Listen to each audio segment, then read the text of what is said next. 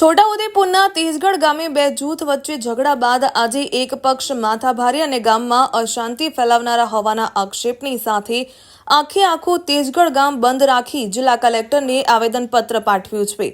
ગત 13મી જૂને તેજગઢ ગામે મિલકતના વિવાદને લઈને બે અલગ સમાજના જૂથો વચ્ચે ઝઘડો થયો। ઝઘડામાં મહિલાઓ પણ સામેલ હતી અને એક યુવતી પર કેરોસીન છાંટી સળગાવવાનો પ્રયાસ કરાયો તો નજીકથી પસાર થતા નેશનલ હાઈવે પર ઘાસના પૂડા નાખીને ચક્કાજામ પણ કરાયો।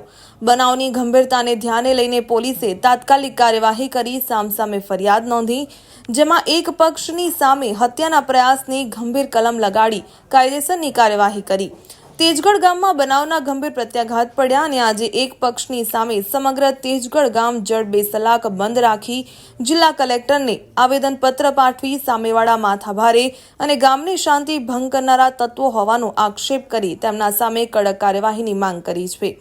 ઘટનામાં એવું છે કે અમારી જે દુકાન છે એમાં ઘાસચારો નાખી દીધો છે, એમાં ટ્રેક્ટરના સાધનો બધા મૂકી દીધા છે, ચાલુ દુકાને મૂકી દીધું છે આ વસ્તુ, અને અમે એ વસ્તુ હટાવવા જઈ રહ્યા છે। તો હટાવવામાં એવું છે કે અમારી જ દુકાન છે અને અમે હટાવી રહ્યા હતા ત્યારે એમને મારામારી કરી, અમારા પર કેરોસીન છાંટ્યું, ઘાસ પર કેરોસીન છાંટીને બધું સળગાવવાનો પ્રયત્ન કર્યો, મારા કપડાં ફાડી નાખેલા હતા એમને।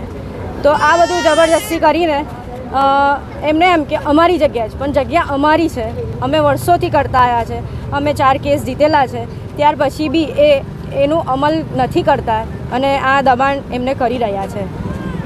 અને માંગ એવું છે કે અમારી દુકાન બધું શાંતિથી પોલીસ પ્રોટેક્શન રીતે અમારી દુકાન ખાલી કરીને આપે અને આની જે ગેરકાયદેસર બધી વૃત્તિ છે એનું જે વિચારવાનું બધું જે અમારાથી ગામમાં બધી શાંતિ ભંગ થઈ રહી છે અને દુકાનોમાં દબાણ જે બધા કરી રહ્યા છે એની જે બધી વૃત્તિ છે ને એ બધી વૃત્તિ અમે એવું કહીએ છીએ કે અમને કાયદો મળે, અમને સેફટી મળે।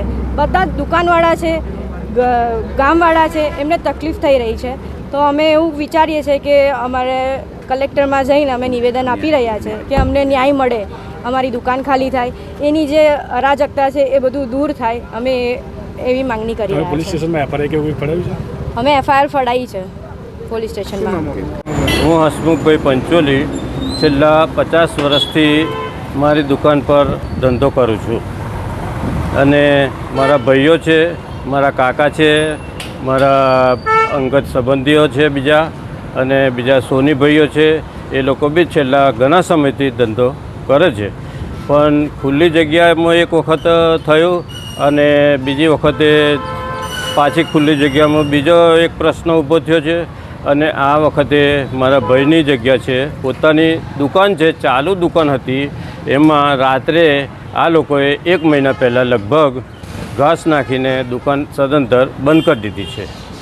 એના વિરોધમાં તેજગઢના દરેક વેપારીઓએ આજે બંધ પાડ્યો છે અને આ રીતે સાથ સહકાર અમને પૂરેપૂરો આપેલો છે। હા, દબાણ છે, અમારે પૂનમભાઈએ દબાણ કરેલું છે, આખો ઘાસને ટ્રેક્ટર 2 ટ્રેક્ટર અંદર નાખી દીધા છે, એટલે આખી દુકાન અમારી સદંતર બંધ થઈ ગઈ છે।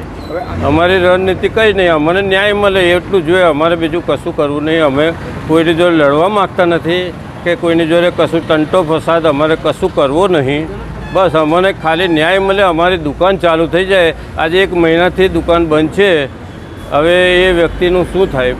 ઉધાર લાયા હોય કે ગમે તે લાયા હોય, એ લોકોને પૈસા બી તો આપવાના પડે કે ના પડે? અંદર માલ પડેલો હોય અને દુકાન બંધ હોય, આજે 1 મહિનાથી સદંતર દુકાન બંધ છે, તો હવે એ કેવી રીતના કરીશું? અમે આજે તેજગઢ બંધનું એલાન એટલા માટે કર્યું છે કે અમે કલેક્ટરને આવેદનપત્ર આપવા જઈ રહ્યા છીએ, એટલા માટે સદંતર તેજગઢ ગામના વેપારી મંડળ કે દરેક જણ, કોઈ બી નાની કેબિનવાળા બી આજે સદંતર બંધ રાખેલું છે।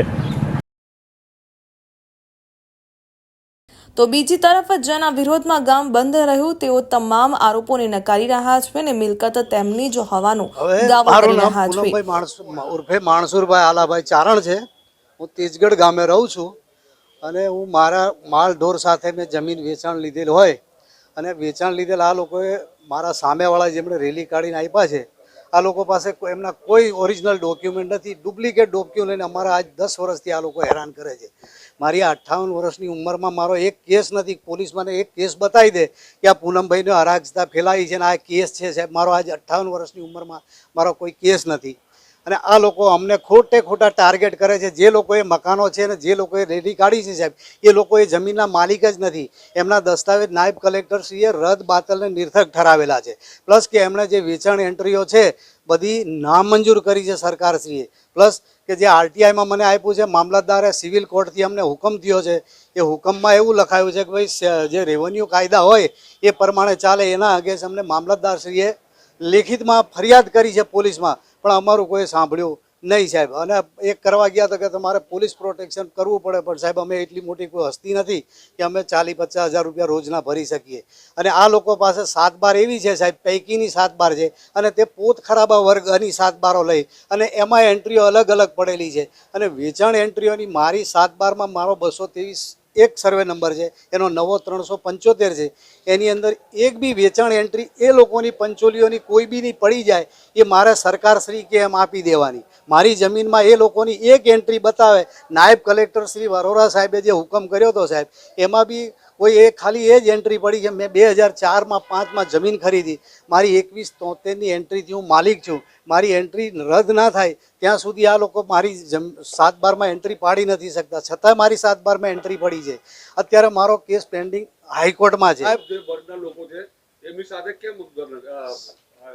સાહેબ, ગામના જે મેન વ્યક્તિ છે સુરેશકુમાર પંચોલી, તે આ મજૂર પેલો શું કહેવાય વેપારી મંડળનો પ્રમુખ છે.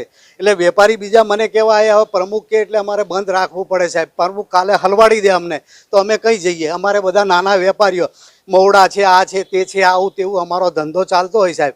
હવે અમે એનું ના માનીએ અને કાલે અમારી ઉપર રેડ કરે તો અમારે ક્યાં જવાનું?